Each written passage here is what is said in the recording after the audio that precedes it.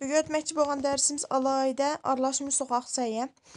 Bu odatda shundoq yeyishlik holat chiqadi va bir vaqt tomoqning o'rniga tomoq etish xush yoqmaganda mo'min bilan etib yeb olsanglar bo'ldi. Buning biz oldin muvofiq miqdor tarxamakni maqolat o'giralat to'g'ri olmasa, pek inchkim quvvatmay normalroq to'g'ranglar bo'lmasa ezilib ketib bir xil mish-mish chiqib qoldi.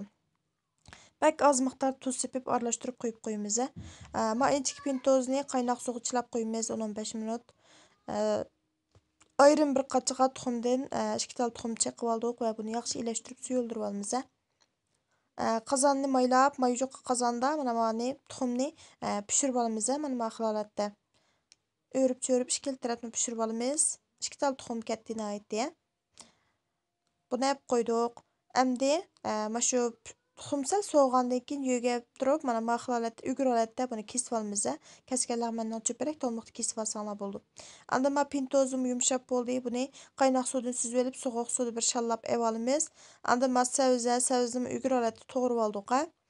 To'g'rab buni qaynoq suvda bir qatim shundoq bir villada o'ltiblam ev oldik. Endi tarxamakning ustiga pintozni, tuxumni saldik, savizni salamiz. Bunun ustiga chanalgan samsaq aldık. Andan azraq açıq su, azraq şangchou jangyu, azraq lauchou, şeker, azgına tuz az, şeker jaqraq buldu. Andan mavu hajomiye, ma bolsa etken laza, mağzarlaştırıp itivaga laza, mayliq laza. Müştur dermeklerini silip tekşi iyileştirip, xalsanlar küncütmeyi arlaştırsanlar bulu texin puraqlıq çıqıdı. Taqsimizga ev alsaq buldu. Şundaq yeyişlik bolğan soğaq say tayyor boldu.